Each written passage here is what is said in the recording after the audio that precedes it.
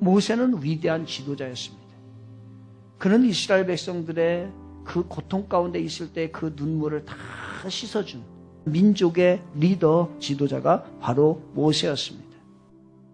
그런데 그가 그렇게 하나님 앞에 쓰임받고 위대한 지도자가 될 수 있었던 이유는 어디에 근거가 있을까요? 그것은 그의 어머니인 것입니다. 그 어머니는 어떤 어머니였을까? 한마디로 이야기한다면 그의 어머니 요게벳은요, 바로 헌신의 어머니였습니다. 이집트 왕 바로는 이스라엘 자녀들이 태어나게 되면은 수단과 방법을 가리지 않고 죽이려고 했고, 그리고 그 아이를 나일강에다 집어 던지도록 명령을 해버렸습니다. 이들이 아기를 낳으면 다 죽여야 되는 그런 상황이었을 때 그들이 절망을 할 수 있었지만 절망하지 않았어요. 어떻게 해요? 그들은 소망과 희망을 갖게 됩니다. 그 요게벳이 그리고 나니까 어떻게 해요? 얘 살려야 되는 거야. 어떻게든지 살려야 되는 거야. 살릴 수 있는 수단과 방법을 가리지 않고 그래 막 갈대 산자에다가 역청을 하고서 하는 거야. 살리는 거예요. 최선을 다해서 그가 살게 되는 겁니다. 아기 모세가 죽을 수밖에 없는 상황이잖아요. 그런데 그 죽일 수 있는 장본인의 바로의 공주에게 딱 한 거예요. 그러니 이 아이는 이거 히브리 사람이네 라고 해서 죽여야 되는 거 국가법인 거예요. 그런데 그 순간에 기적이 일어납니다. 이 공주의 마음에 이 모세를 보니까 불쌍히 여기고 싶은 마음이 생긴 거예요. 공주의 마음이 선해서 불쌍하게 여겼을까요? 아니에요. 하나님이 그 순간에 그 마음을 주관해서 기적을 일으켰던 거예요.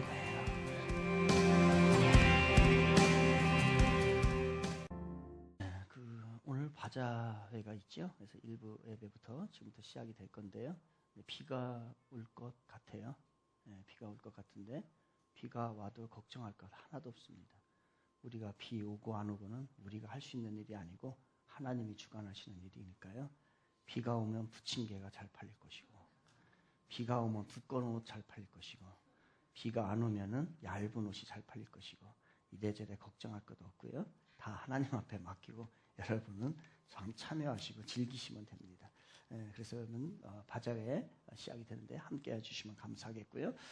우리가 10월 달에 지금이 미래다라고 하는 주제를 가지고 하나님의 말씀을 나누고 있습니다. 오늘은 사무엘과 또한 그의 가정과 또 그 반대되는 엘리의 가정, 홈리와 비누아스 그 아들에 관한 이야기를 좀 나누려고 합니다. 먼저 지난주에 제가 스크랩을 했던 기사를 하나 읽어드리겠습니다. 우리 기사가 어떻게 나왔냐면요. 갑부 70% 상속형, 유독 금수저 많은 한국이라는 제목입니다. 전 세계 갑부들 부의 원천을 분석한 결과 우리나라만 유독 금수저가 많은 것으로 나타났다. 세계 평균 기록은 갑부들 절반 이상이 자수성가했는데 우리나라는 33.3% 세계 최하위권이었다. 18,245명을 출연해 분석한 보고서는 갑부들 부의 원천을 상속 자산 증식, 상속 플러스 자수성가로 구분했다. 그런데 우리나라는 자수성가형 부호 비율이 33.3%에 불과하다. 조사 대상 53개국 중 47위로 우리나라보다 자수성가 부호 비율이 적은 곳은 칠레, 벨기에, 쿠웨이트, 스위스, 그리스, 독일, 오스트리아뿐이다. 세계 평균은 63.8%를 기록했다라고 하는 기사가 지난주에 떴습니다. 특히 우리나라는 신분 상승이라든지 빈부 이등이 점점점 어려워지는 세상으로 가고 있는 것이 오늘날 우리나라의 모습입니다. 이것은 다른 말로 이야기하면요, 인생을 한번 실패를 하게 되면 이제는 회복하기가 쉽지 않은 나라가 우리나라라는 것을 이야기를 하고 있습니다. 우리 아이들은 어떨까요? 학생 사이에서 아이들이 실패를 하게 되면 그 아이들이 일어날 수 있는 확률은 어떨까요? 우리나라 대한민국의 교육 환경입니다. 하루 평균 209명의 학생들이 학교를 이탈을 합니다. 학령기 학업 중단자가 우리나라에 36만 명이 됩니다. 1%가 학교 밖 청소년들의 청소년 범죄를 40%를 감당을 하고 있습니다. 1% 아이들이 거의 다 밖에 범죄를 저지르고 있다는 거예요. 학업 중단자로 발생하는 손실이 1명당 1억 원이라고 합니다. 국가적인 엄청난 손실인 거죠. 우리가 부담해야 할 연간 사회적 비용이요, 이것으로 인하여서 12조에 이른다고 합니다. 이런 아이들이 학교 정상적인 교육에서 이탈한 아이들이 다시 사회에 적응을 하고 성인이 되어서 정상적인 사회생활을 할 수 있는 그러한 비율, 그러한 기회는 다시 주어질 수 있을까요? 그것이 쉬울까요? 불가능할까요? 어려운 여건을 극복하고 새롭게 당당히 삶을 회복하는 일은 다른 나라에 비해서 특히 우리나라는 이제 점점점 어려운 사회가 되었습니다. 바로 인생을 새롭게 만들어가는 것, 한번 추락한 인생을 다시 세우는 것, 한번 실패한 사업을 다시 세우는 것, 한번 잘못된 인생을 다시 세우는 것은 어느 나라보다도 어려운 나라가 오늘날 우리나라의 모습입니다. 그렇다고 우리 인생을 포기할 수는 없습니다. 만약 인생을 역전을 하기를 원한다면 우리는 삶을 포기하지 않고 새로운 삶을 살기를 원한다고 한다면 우리는 어떻게 해야 될까요? 그래서 하나님께서는 우리에게 성경이라고 하는 책을 많이 주셨는데 이 성경 중에서 그러한 어려움 가운데 있을 때에 보아야 될 책이 있습니다. 그게 바로 사무엘서예요. 이 사무엘서, 여러분이 어려운 인생 가운데 있을 때에 사무엘서를 봐야 되는데 이 사무엘서는 사사시대의 일입니다. 사사시대의 말기에 발생했던 일을 이야기하고 있는데 사사시대는 사회적으로 시대적으로 혼란기입니다. 어느 것 하나 질서가 잡히지 않은 상황입니다. 그리고 주변국으로부터 블레셋이라고 하는 나라, 강대국이 등장을 해서 이스라엘을 위기에 직면시켰던 그러한 상황입니다. 이 위기는 국가적인 위기였고 더 나아가서는 그 위기가 가정에게 임하였고 그 위기가 개인에게 쏙쏙쏙쏙들이 들어갔던 위기가 바로 사사시대 말기의 위기입니다. 더 어려운 것은, 회복이 불가능한 것은 바로 영적인 위기에 빠져 있다는 겁니다. 하나님의 영이 사람들로부터 사라지게 됩니다. 성령의 역사가 그 마음으로부터 사라지게 됩니다. 여러분, 하나님의 영이 사라지면, 성령이 우리 안에서 사라지게 되면 사람들에게 나타나는 동일한 현상이 있습니다. 그것은 뭘까요? 그것은 하나님의 영이 우리들에게서 사라지게 되면 자기 목소리가 커진다는 겁니다. 즉 성경에서 사사기에서는 이렇게 이야기합니다. 자기 소견에 옳은 대로 살더라. 그렇게 생각하더라. 그러한 삶을 추구하더라. 그것이 사사시대 이야기입니다. 즉 성령이 사라지게 되면 성령의 지배를 받아야 되는데 성령의 지배를 받지 못하고 자기의 옳은 것이 세상의 옳은 것으로 판단해버리는 그러한 시대인 것입니다. 모든 사람들이 자기가 하는 것이 옳다고 다들 떠들던 시대, 그 시대는 사사시대인 것이고 그리고 하나님의 영이 사라진 시대인 것입니다. 성령의 지배를 받지 않아야 하면 사람 자기 소리가 커집니다. 위기가 올 때에 나타나는 징조가 있지요. 그것은 바로 목소리가 커지고 아우성거린다는 것입니다. 바로 자기 소견이 옳다라고 주장하는 사람들이 이곳저곳에서 나타나는 현상, 그것이 바로 영적인 침묵 가운데 있을 때의 현상입니다. 이것은 사회적인 현상이기도 하고 개인에게도 임하는 현상입니다. 여러분이 성령의 지배를 받는 사람은 하나님의 음성을 듣기를 원합니다. 그러나 성령의 지배를 받지 못한 사람들은 자기의 의견과 자기의 의와 자기의 생각과 자기의 목소리가 커지게 되는 거죠. 이러한 암울한 시대에 모든 사람들이 갈망하는 것은 무엇일까요? 정말로 영적인 위기, 사회적인 위기, 국가적인 위기, 가정적인 위기, 개인적인 위기, 이러한 모든 것이 침체되어 있는 상황 가운데 모든 사람들이 갈망하는 것은 새로움입니다. 어떻게 하면 새롭게 될 수 있을까? 어떻게 하면 벗어날 수 있을까? 그것은 바로 인생 역전을 꿈을 꾼다는 겁니다. 이 침울한 상황에서 어떻게 벗어나서 내 삶을 기쁨의 삶으로 만들 수 있을까? 모든 사람들이 인생을 새롭게 살고픈 마음이 우리 사람들에게는 생기게 됩니다. 이러한 역사적인 배경을 가지고 있는 것이 바로 사무엘서입니다. 그래서 사무엘서를, 사무엘 상하를 한마디로 요약한다면은 사무엘 상하의 핵심적인 메시지가 목사님 뭡니까? 라고 한다면요, 사무엘 상하는 역전입니다. 바로 사무엘 상하의 전체적인 내용은 역전의 메시지를 주려고 하나님이 우리들에게 주신 말씀입니다. 그것을 사무엘상 서론 부분인 2장 5절에서 사무엘 전체의 핵심적인 메시지의 배경을 이렇게 얘기를 합니다. 2장 5절에 보면은 풍족하던 자들은 양식을 위하여 품을 팔고 줄이던 자들은 다시 줄이지 아니하도다. 전에 임신하지 못하던 자들은 7을 낳았고 많은 자녀를 둔 자들은 쇠약하도다. 이게 사무엘상 2장 5절의 전체적인 사무엘 상하를 이야기하는 겁니다. 즉 역전을 이야기하는 겁니다.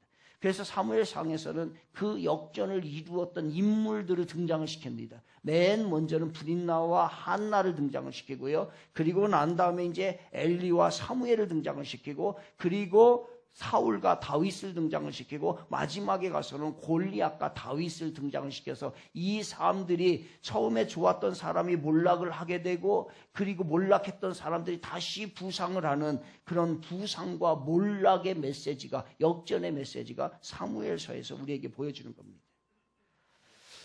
사회적 상황, 너무 침울한 상황에서는 우리가 역전하게 할 수가 없습니다. 안 됩니다. 그러나 역전할 수 있는 방법이 사무엘서에서는 우리에게 주고 있습니다. 이러한 위기 상황, 침울한 상황에 있을 때에 역전할 수 있는 방법은 뭘까? 모든 역전을 가능하게 하시는 분은 하나님임을 밝히고 있습니다. 여러분이 믿는 그 하나님은 인생을 새롭게 만들 것이고, 지금 여러분 저 골짜기에 있는 인생이 정상에 올라가는 놀라운 일이 벌어질 줄 믿습니다. 바로 이 메시지를 사무엘서를 통해서 우리들에게 보여주고 있는 겁니다. 하나님을 통해 새로운 역전이 이루어진다는 것을 보여주는 것, 그것이 바로 사무엘서인 것입니다. 그래서 오늘의 역전 이야기입니다. 오늘의 역전 이야기는 그 4개 중에서 맨 처음에 드러나고 두 번째에 언급이 되는 브린나와 한나, 그리고 엘리와 사무엘에 관한 이야기입니다. 하나는 한 가정은 아기를 낳지 못한 한나의 가정이고, 또 하나는 제사장 직분을 잘 감당을 했던 엘리의 가문입니다. 이 두 가문을 비교하면서 이 두 가문이 하나는 몰락을 하고 하나는 부상을 하는 그러한 이야기를 벌어지고 있습니다. 부족한 것이 없고 높은 직책을 가지고 있고 수많은 사람들로부터 존경을 받고 모든 것이 다 준비되어 있었던 가정, 그게 엘리의 가정입니다. 반대로 아주 보잘것없고 심지어는 결혼을 했는데도 아기를 갖지 못하는 그러한 가정 가운데 천대를 받고 멸시를 받고 하나의 소망도 전혀 가질 수 없었던 한나의 가정. 그런데 이 한나의 가정이 다시 부상을 하게 되는 이야기입니다. 그래서 사무엘의 부상과 엘리의 추락이 보여주는 것이 바로 사무엘서입니다. 바로 인생의 역전, 가문의 역전을 보는 거죠. 오늘날에도 아마 이 일은 계속되고 있습니다. 우리들의 삶 가운데서 계속됩니다. 한때는 부유한 가정이, 한때는 잘 나가던 가정이 몰락해지는 것 너무너무나 많이 봅니다. 그러나 아주 보잘것없고 아주 초라하고 저 가정이 어떻게 저렇게 살까라고 하던 가정이 정말로 나중에 시간이 지나고 나니까 많은 사람들에게 떵떵거리고 그 자녀가 어떻게 저렇게 자랐지? 라고 할 정도로 자녀들이 잘 자라서 가문이 새롭게 부상을 하는 일들은 우리 삶 가운데서 비일비재한 일들입니다. 그러니 우리는 오늘 많이 있다고 교만할 필요 없어요. 그거 내일 어떻게 몰락될지 모릅니다. 또 내가 지금 오늘 너무너무나 부족하다고 나의 모습이 정말 다른 사람에게 말하기도 힘들 정도로 힘들다고 할지라도 실망할 거 없습니다. 우리 하나님 여러분 믿으시면은 새로운 역전의 기회가 여러분에게 주어질 줄로 믿습니다. 인생의 역전됩니다. 인생은 반드시 역전됩니다. 처음에 초장에 좋았던 사람이 종말에 안 좋은 거 너무 많이 보고요. 처음에는 어렵게 시작했던 그러한 사람들이 나중에 가서 정말로 화려한 하나님의 믿음의 가정으로 부상하는 건 너무너무나 봅니다. 그럼 왜 이런 현상들이 일어날까요? 반드시 하나님께서는 이 역전을 주관하고 계신데, 그러면서 이 메시지를 오늘 우리들에게 주고 계신데, 그렇다고 한다면 우리는 잘 봐야죠. 어떻게 역전이 일어나는가. 그냥 되진 않을 거 아니에요. 방법이 있을 거 아니에요. 이 메시지를 통해서 우리들에게 하시고자 하시는 방법을, 그 메시지가 오늘 있을 거 아니에요. 그래서 성경이 필요한 거예요. 성경을 보면 답이 나옵니다. 인생의 답이 나옵니다. 먼저 몰락한 엘리 가정부터 봅니다. 몰락한 엘리 가정을 보게 되면 결과를 말씀을 드릴게요. 그 몰락한 가정이 어떻게 되냐면 진짜 잘 나가던 가정이, 화려했던 가정이, 존경을 받던 가정이, 부끄러움이 없던 그런 가정이 사무엘상 4장 15절부터 18절까지 몰락의 이야기를 하게 되는데요. 그때의 엘리의 나이가 98세다. 태어날 때는 정말로 좋은 환경 가운데 태어났는데 이제 98세가 돼서 종말이 되어서 그의 인생이 어떻게 되냐면요. 두 아들 홈리와 비나스도 죽임을 당했고, 그러니까 죽임을 당한 거예요. 아버지가 눈이 시퍼렇게 떠 있는 상황에서 아들이 그 안에서 죽음을 당합니다. 또 하나님의 계약은 빼앗겼나이다. 그 엘리는 제사장입니다. 오늘로 말하면은 이 큰 대형 교회의 목사입니다.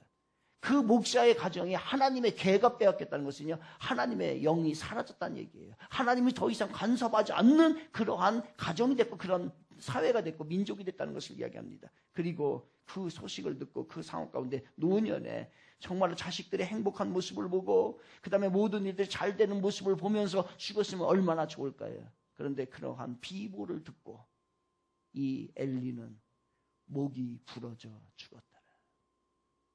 의자에 앉아있다가 그 소식을 듣고 뒤로 넘어져 가지고서 이 목이 부러져 죽은 것이 엘리입니다.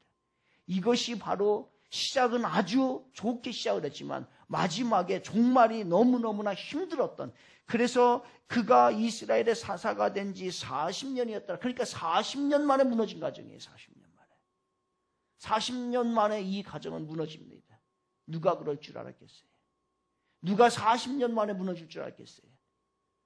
왜 이런 비참한 결과를 가져왔을까요?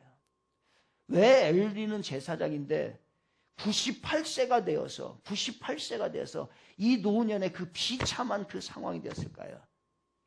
대제사장이었던 엘리는요, 아버지 엘리는 특별한 문제점 없어요. 그는요, 자기의 소임을 다 했습니다. 엘리 제사장 문제점 없어요. 그 아버지 엘리의 잘못보다는 그 아들들의 악행이 문제가 되죠. 그런데 단지 아버지가 잘못한 게 하나 있어요. 딱 하나.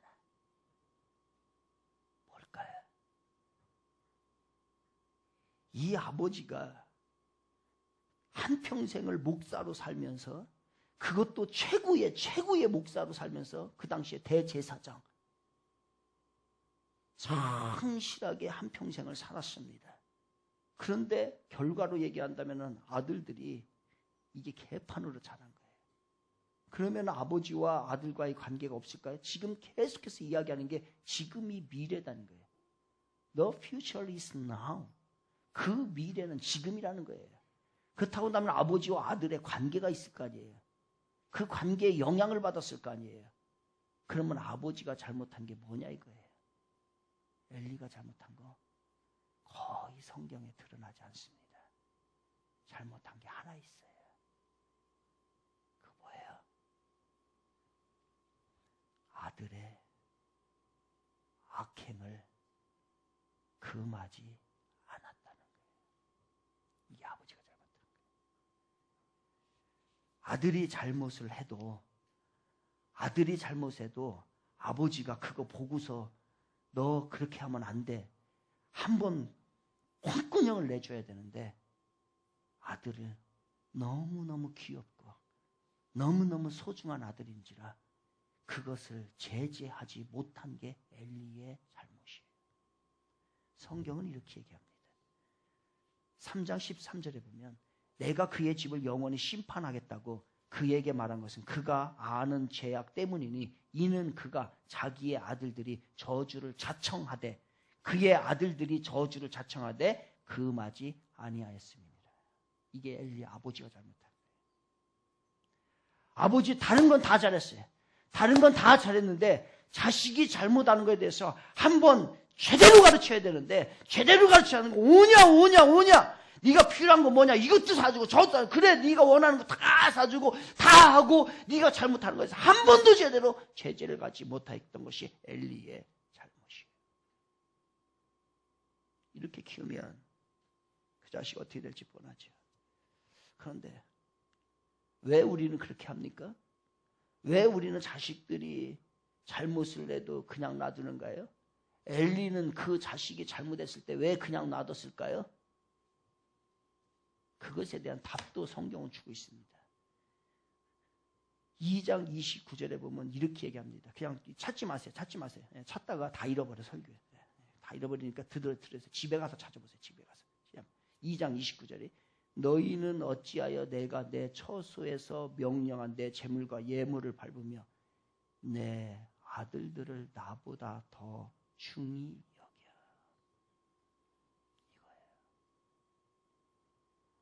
이거예요. 엘리가 잘못을 한 것은 뭐냐면요. 자식들이 잘못해도 그걸 제지하지 않았는데 왜 제지하지 않았느냐. 제사장임에도 불구하고 목사임에도 불구하고요. 아들들보다 하나님을 더 사랑해야 되는데 하나님을 사랑한 것이 아니라 아들을 더 사랑한 거예요.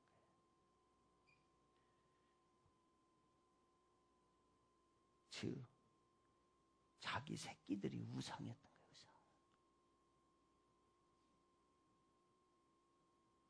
이러면 가면 몰락합니다. 여러분 곰곰이 이 시간에 우리를 비춰봐야 합니다.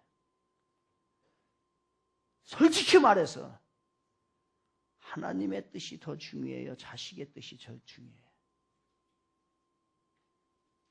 하나님을 위해서 신앙생활합니까? 자식을 위해서 신앙생활합니까? 이번 주에 자식이 놀러 가자고 하고 하나님은 예배드리라고 하자고 합니다. 뭐를 선택하시겠어요?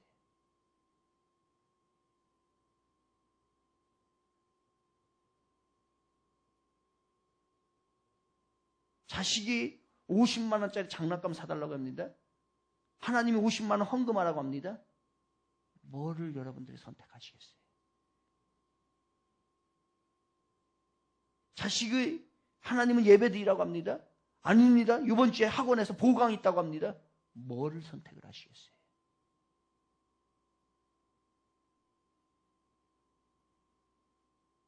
자식이 하나님보다 우상이었기 때문에 이거는 그리스도인들이 짓는 죄예요. 일반 사람들은 이 개념이 없기 때문에 지을 수 없는 죄입니다. 이 얘기는 우리들의 얘기입니다. 하나님이 우선인 것이 아니라 자식이 하나님 위에 있고요. 하나님은 자식을 위해서 존재할지도 모릅니다. 여러분이 한 달에 자식을 위해서 드려지는 게 더 많아요? 하나님을 위해서 드려지는 게 더 많아요? 자식을 위해서 쓰는 시간이 더 많아요? 하나님을 위해서 쓰는 시간이 더 많아요? 하나님 앞에 마음을 더 둡니까? 자식에게 더 마음을 둡니까? 이거 다 우상이에요. 우리 그리스도인들이 짓는 우상인 거예요. 자식이 한번 노하면은요, 그거 달래려고 정신이 없어요. 그런데 하나님이 노하신 것에 대해서는 전혀 관심이 없어요. 이게 엘리가 지었던 것이고 오늘날 우리가 지은 거예요. 그런데 그것으로 다 끝났으면 딱 좋겠어요. 그것으로 그냥 한번 하나님 신나셔 딱 끝나면 좋은데 결과가 있다는 거예요. 결과가. 그거에 대한 결과가 어떻게 드러나냐 이거를 봐야 되잖아요. 그 자식들이 어떻게 됐어요? 자식들을 위해서 막 살았는데 아마 이제 전체적으로 나오진 않았지만은 이 엘리 제사장은요, 제사를 드리는 그 직분에 있음에도 불구하고 이게 늘 제사를 지내면서도 그 목회를 하면서도 항상 자식에게 더 많이 했고 자식을 위해서 살았던 것이 바로 엘리 제사장일 거란 말이에요. 그러니까 이런 본문을 하나님이 우리에게 주신 거예요. 그랬더니 그 자식이 나중에 훌륭한 사람이 되고 아버지를 막 사랑을 하고 그리고 예배를 잘 드리고 하나님을 경외하는 그러한 사람이 되었으면 얼마나 좋을까요? 그런데 정확합니다. 하나님보다도 자식이 위에 있으면 자식이 어떻게 되는가를 보여줄게요. 성경에서 명확하게 보여줄게요. 2장 17절 보니까요. 그 자식이 타락하는데 어떻게 타락하냐면요. 2장 17절에 보면 여호와의 제사를 멸시함이었더라.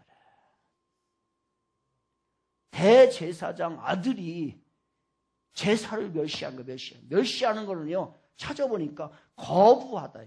의도적으로 거부하다.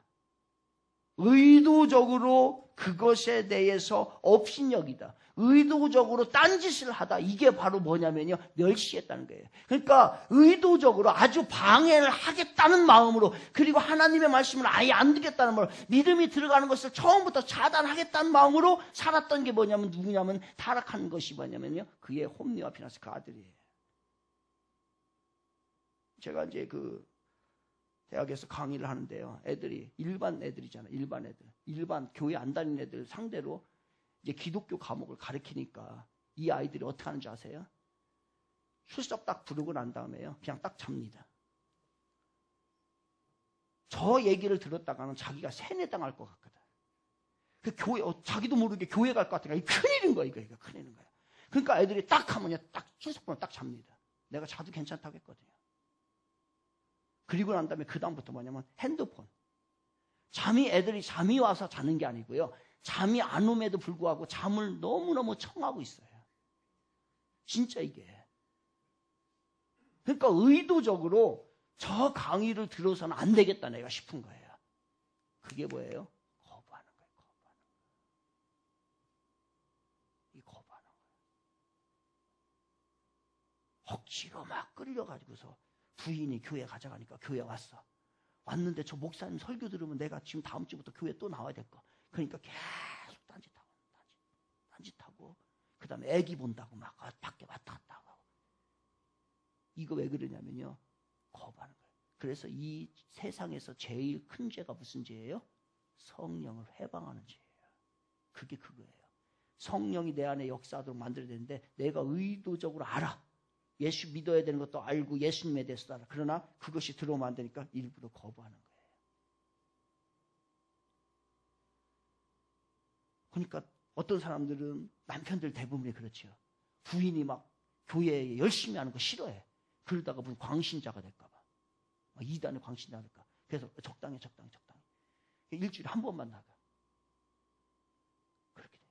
그게 뭐냐면요. 의도적으로 하나님을 멸시하는 행위입니다. 그게. 여기서 거부하는 거예요. 부인이 좀 진짜 여러분 교회 나오는 교회 열심히 하는 아내들 절대로 말썽 안 피웁니다. 교회 안 다니는 여자들 보세요. 뭐하고 다니나 보세요. 밖에 나가서. 차라리 남편들 현명한 남편들이라면요. 교회 가서 놀더라도 이렇게 해야 되는데 바보들은 뭐라면 교회를 못 가게. 그럼 딴짓을 한다니까. 그 얘기는 뭐냐면 나 말고 다른 남자랑 사귀든지 말대로 해라고 하는 거예요. 다 요즘에 동호회 알잖아. 동호회 다니다 어떻게 되는 거야. 동호회, 동창회 다 그 동자가 같을 동자잖아요. 같이 막 그냥 잠도 같이 하고 먹는 것도 같이 먹고 막 니꺼 내꺼 음식 사는 게 그 동호회, 동자의 동료들. 그럼 가는 거야. 이 바보들이 있다니까요.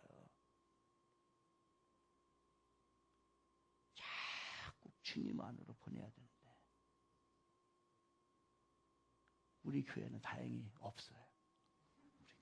우리에게는 그런 사람 없어요. 제가 한 번도 들어본 일이 없어요.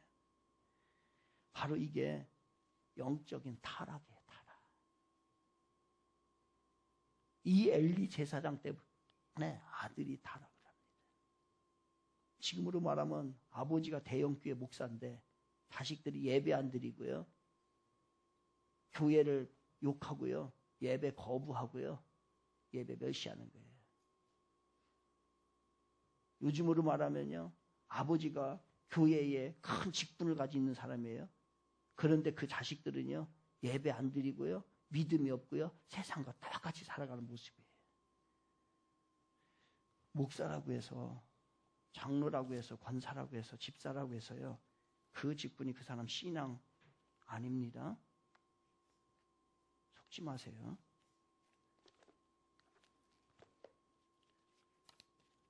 지난 8월 18일 날 방송된 거죠. 방송 제목이 뭐냐면요. 하나님이 주신 아들, 제보자들이 목사와 아내 불륜에 공분해가지고서 한 거예요. 간단하게 읽어줄게요. 3년 동안 아기가 생기지 않았다며 남자의 아내가 기도를 해달라고 해서 기도해줬다. 얼마 안 돼서 아기가 생겨 교인들이 좋아하고 기뻐했다.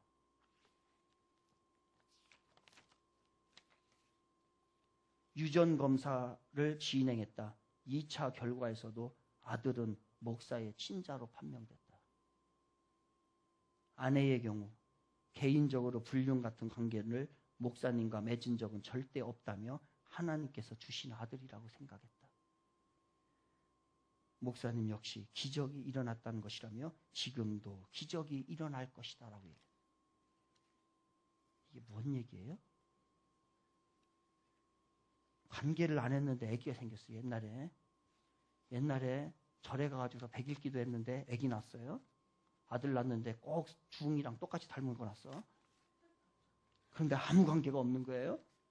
그거나 지금 이거나 이게 지금 이 목사가.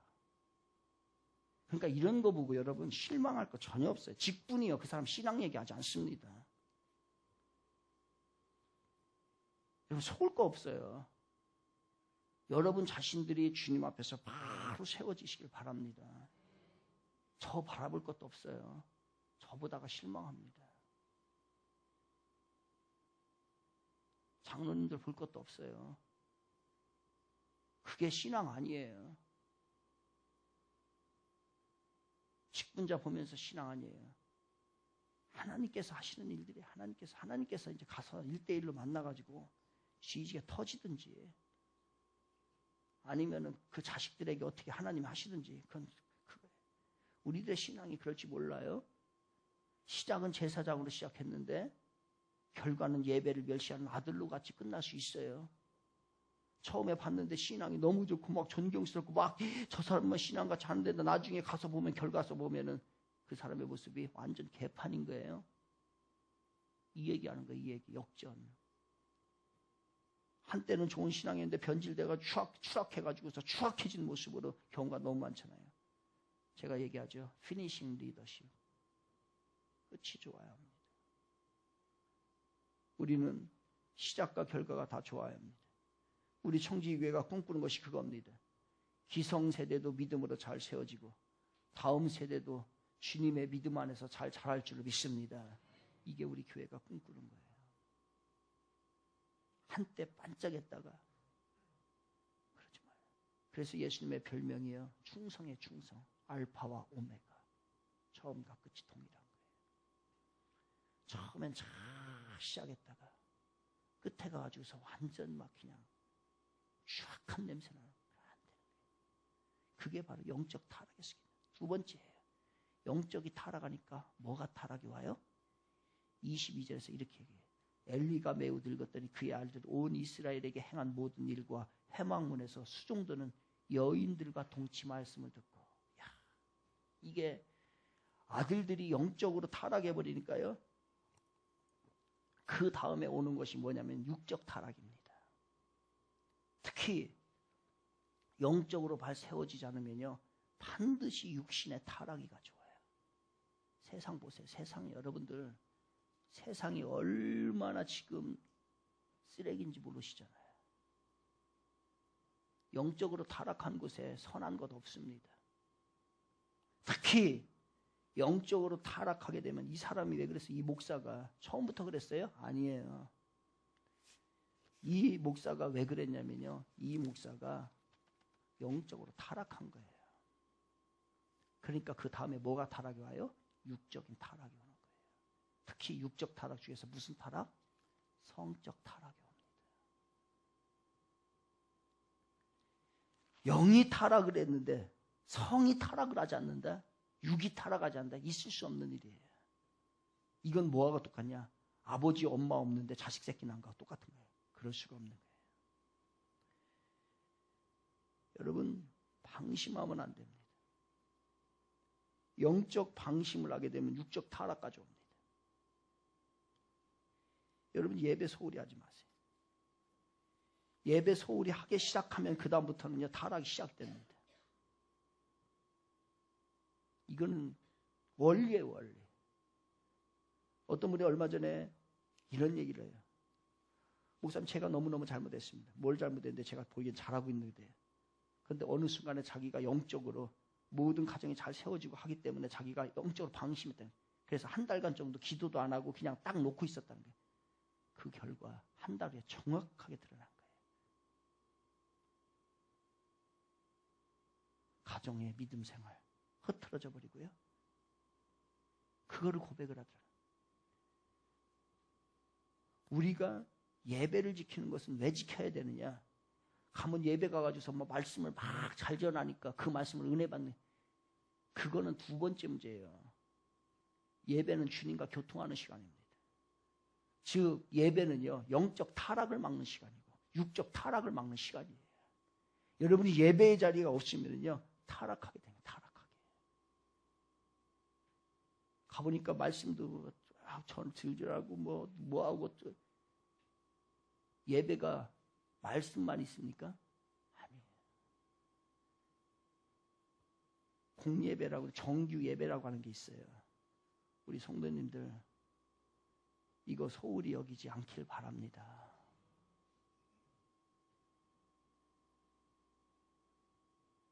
예배는 부패를 막는 거예요. 부패를. 여러분이 타락하는 걸 막는 거예요.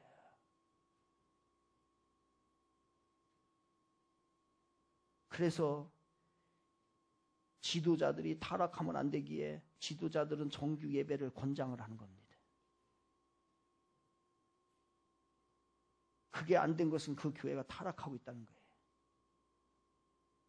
다시 한번 여러분에게 부탁을 드립니다.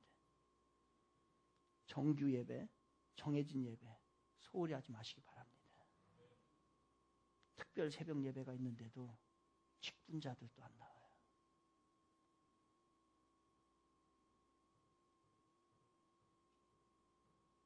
그러니 그 집안 꼴이 잘 되겠으며 그 일들이 잘 될 턱이 없는 거예요.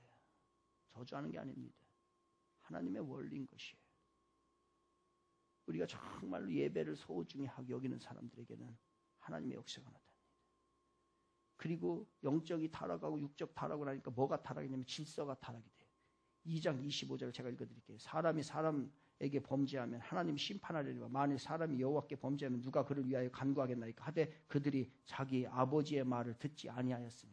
아버지 말 안 들었어요. 이게 무슨 얘기예요? 엘리 아들들은요 아버지 말을 개코로 여긴 거예요. 누구의 말도 듣지 않아요. 마음이 강팍해지잖아요. 절대로 누구 말 안 들어요. 그리고 누구의 권면도 듣지를 않습니다. 마음이 굳어졌기 때문에. 마음이 좁다는 얘기예요. 마음이 넓으면 다른 사람의 얘기를 다 듣어요. 그래서 공자는 논어에서 60을 뭐라고 하냐 이순이라고 했어요. 이순. 나이가 먹으면은 세상의 이치를 깨달으면은 기가 순해진다는 거예요. 고집부리지 않는다는 거예요. 마음이 넓다는 얘기예요. 그러나 부족한 사람들은 뭐예요? 말도 안 듣고 고집부리고 자기를 이해가 부족하고 자기 것만 주장을 한다는 얘기인 거예요. 이걸 공자가 논어에서 이순이라고 얘기를 한 거예요. 마음이 굳으면은요 절대로 말 안 들어요. 이런 사람 있죠. 성경에 마음이 제일 굳은 사람 한 사람 있죠. 누구예요? 사람 말도 안 들어요. 하나님 말 절대로 안 들어요. 누구예요? 윤정 원사님? 바로. 알기는 잘 알아. 바로야, 바로. 바로는 재앙이 한 번, 두 번, 세 번, 네 번, 다섯 번, 여섯 번, 일곱 번, 여덟 번, 아홉 번 와도 말 안 들어요. 마음이 얼마나 굳었던지 말 안 들어요. 권면 안 들어요. 누구 얘기도 안 들어요. 하나님 얘기 안 들어요. 하나님의 종이라고 못에 가서 얘기해도 안 들어요. 그 결과 어떻게 된지 알죠? 바로의 결과에 대해서 출애굽께서 명확하게 얘기합니다. 그죠? 마음이 굳은 자. 얼마나 마음이 굳었는지요. 성경은 이렇게 표현한다. 하나님이 그렇게 만들었다는 거예요. 그 얘기는 하나님이 마음을 굳게 만든 게 아니라 하나님이 마음을 선천적으로 굳게 만든 것처럼 말 안 들었다 얘기예요. 그게 표현이. 하나님이 그렇게 만든 게 아니에요. 신이 아예 넌 처음부터 태어날 때부터 너는 마음이 굳어가지고 절대로 말 안 듣는 놈이야 라고 만든 것처럼 그들은 말을 안 들었다는 얘기예요. 바로는. 파라오. 그런데 참 성경의 인물 중에서는 참 본받을 만한 사람들이 많은데 그 중에 누구냐면 다윗이 그런 사람이에요. 다윗이 축복을 받을 수밖에 없어요. 다윗은요. 선지자 나단이 와가지고서 다윗에게 저지른 죄를요. 꼬치꼬치 얘기합니다. 우리아의 그 밧세바 아내 우리아의 아내 밧세바 너 취했지? 그래야 너 간음했지? 사무엘 하 12장 11절에서 이렇게 얘기해요. 나단 선지자 와서 이제 내가 너를 없인 여기며 햇사람 우리아의 아내를 빼앗아 내 아내로 삼았으니 칼이 내 집에서 영원히 떠나지 아니하리라 하셨고 하나님이 그 말씀을 주셔가지고 나단 선지자가 가서 이야기합니다. 그 사람들이 내 아내들과 더불어 백주에 동침하여 나중에 이제 그 일어날 일까지 그것을 그대로 네가 받을 것이다라고 해서 나단 선지자가 바로 하나님으로부터 그 이야기를 듣고서 얘기해줘요. 여러분 어떻게 했어요? 너 간음했지? 제가 여러분들 불러가지고서 이런 잘못했지? 이렇게 하십시오 라고 하면은 들어요 안 들어요? 개코든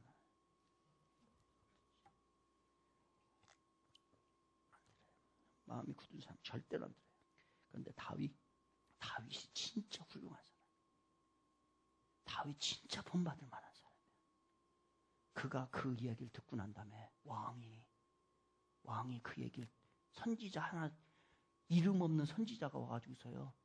일국의 왕에게 얘기할 때에 그 어떻게 얘기해? 답합니까? 12장 13절 이렇게 얘기해. 다윗이 나단에게 이르되 내가 여호와께 죄를 범하였노라. 하매 나단이 다윗에게 말하되 여호와께서 당신의 죄를 사하셨나이 당신이 죽지 아니하려니와.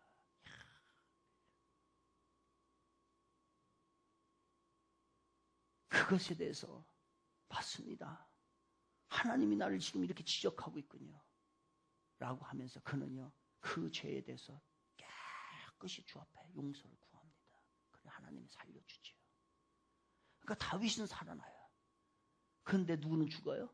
바로는 죽어요. 자기만 죽는 게 아니라 국가가 다 죽어버리고 자식 새끼 다 죽어버리고 자기가 가지고 있는 소유가 다 죽게 되는 거예요. 엘리 자식들은 부모의 말을 안 듣고 하나님의 말씀에 눈 하나 깜짝하지 않고 그러니 망나니가 된 것은 당연하지요. 여러분 세상에는 권위라는 게 있고 질서라는 게 있습니다. 세상에서요. 저는 이걸 순서라고 얘기해요. 순서만 알아도 여러분 성공합니다. 가면 어른의 자리가 있고 아랫사람의 자리가 있고 이 순서를 알면은요 바로 성공해요. 순서 몰라 순서. 자기가 제일 높은 자리인 거예요. 항상. 그럴 때가 있지요. 아닐 때가 있고. 순서만 잘 알아도 여러분 성공합니다. 아이들에게요 가르칠 거 뭐냐? 순서를 가르쳐요.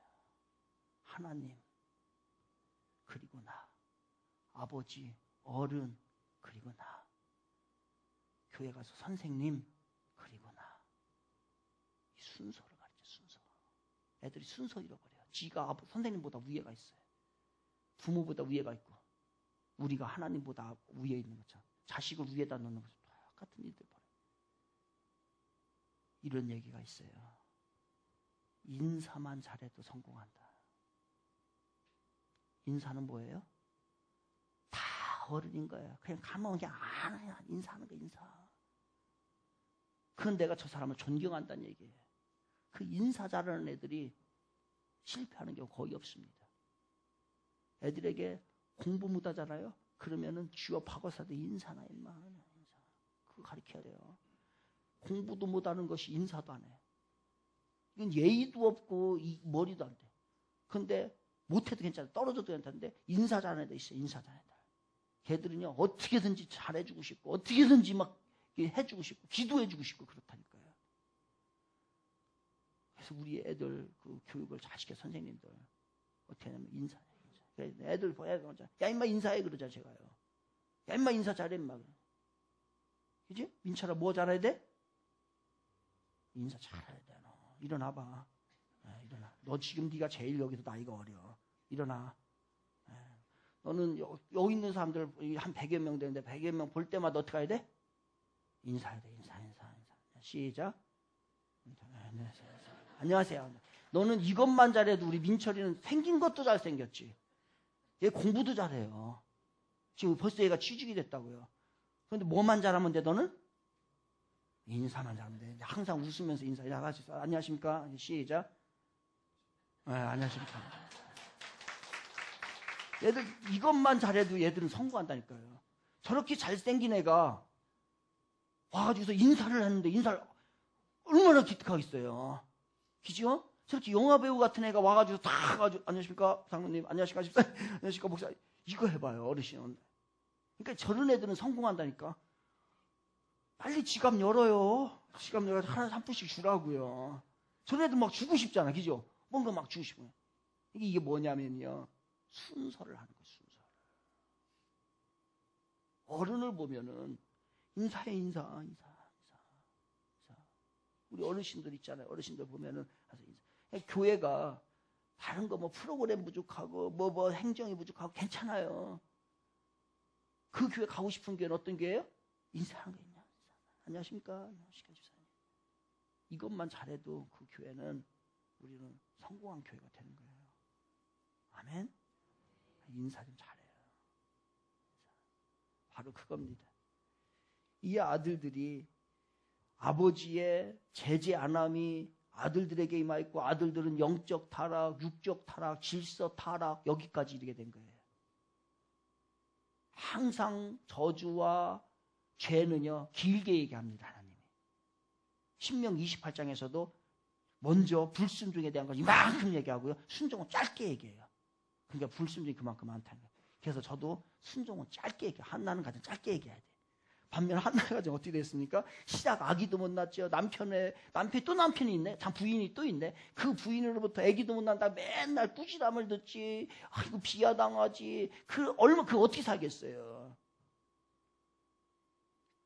그런 가운데 참 인생은 묘미가 있지요. 뭐의 묘미? 역전의 묘미. 이 자식 못 낳던 그 한나가 자식을 떡하니 낳네. 이 떡하니 자식을 낳는데 이 자식이 그동안에 여러 놈 낳는 것보다도 제일 뛰어나네. 나머지는 다 문열인 거예요. 그 중에 하나 그냥 떡하니 한 놈만 잘 나오면 돼요. 한 놈만. 우리 교회에서 대통령 하나만 나오면 돼요. 그럼 우리 교회는 뜨는 거예요. 그냥 자식 다음 세대 확 끝나버리는 거야. 아마. 대전에 시장 정도는 나올 줄 믿습니다. 기도 똑바로 해. 그러면 이제 우리는 끝나면 다음 세대 성공한 거예요. 우리는. 하나. 근데 그게 다른 게 누구냐면 사무엘이네. 야. 다른 애들보다 뛰어나지, 믿음 좋지, 잘생긴 건 잘 몰라요, 그거는. 하여튼 부모 말씀 잘 듣지, 하나님 말씀 잘 듣지, 이게 부족한 게 하나도 없는 거예요. 그러니 이 아이가 2장 26절 보니까 아이 사무엘이 자라며 여호와 사람들에게 은총을 더욱 받더라. 계속 자라면서. 그래서 나중에는요, 훌륭한 지도자가 되는데, 원래 이 사무엘은 제사장이 안 되는 겁니다. 왜? 레위 지파가 아니에요. 그런데 사사가 됐지요. 그 다음에 선지자가 됐죠. 제사장이 됐죠. 다 했던 사람이 사무엘이에요. 인생 이렇게 역전됩니다. 여러분의 자녀가 이렇게 되길 바랍니다. 됩니다. 어떻게 해야? 그거 아니라니까. 그거는 하여튼 엉뚱한 가가지고 그냥 또 다 지워밖에. 그게 아니고 하나님의 원리를 찾아야 되는데 마지막으로 그걸 얘기할게요. 역전을 위하여 뭘 해야 돼요? 엘리 가문과 한나의 가문, 즉 홈리와 비누아스와 사무엘이 딱 하나 다른 게 있었어요. 뭐가 달라요? 성경이 제일 좋은 설교라니까요. 성경 보면 다 해결된다니까요. 그래서 말씀을 봐야 되는데 말씀이 어디냐면 3장 19절에 이렇게 나와요. 3장 19절에 여호와께서 임하여 서서 전과 같이 사무엘아 사무엘아 부르시는지라. 사무엘아, 하나님이 사무엘아 사무엘아 부르면 어떻게 해야 돼? 민철아?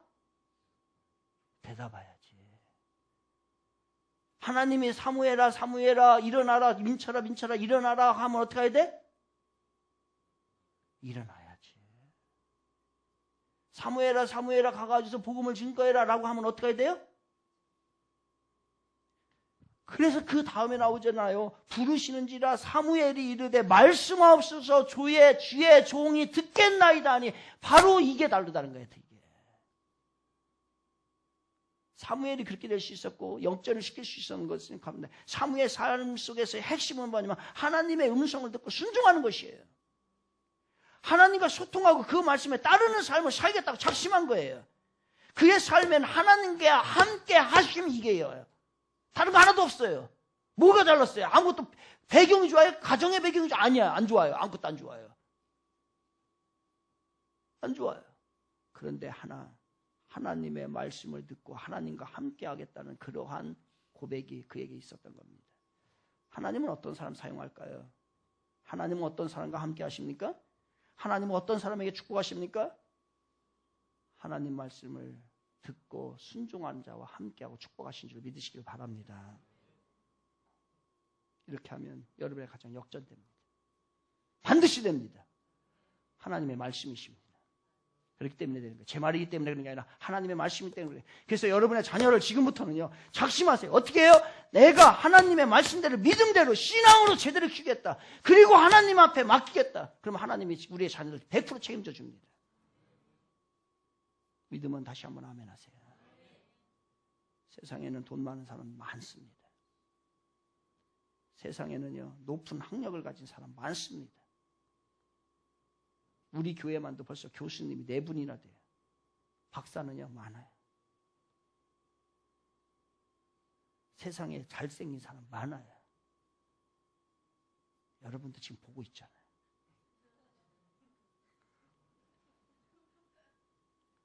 많아요. 세상에 많아요. 그러나 세상에는 하나님의 말씀대로 사는 사람은 많지가 않습니다.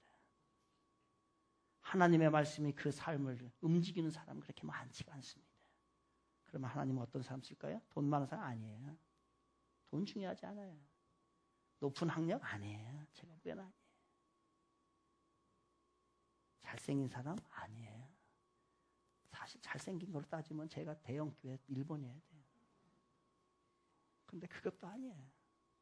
아주 시골의 변두리, 대전 변두리 쪽 테크노 뭐 저는 관평도 있는 줄도 몰랐어요. 하는 거예요. 하나님이 찾는 사람은 하나님의 말씀을 따르는 사람이에요. 하나님이 축복하고자 원하는 사람은 하나님의 말씀을 따르고 순종하는 사람입니다. 그래서 우리는 자녀들 그렇게 키워야 해요. 지금이 미래입니다.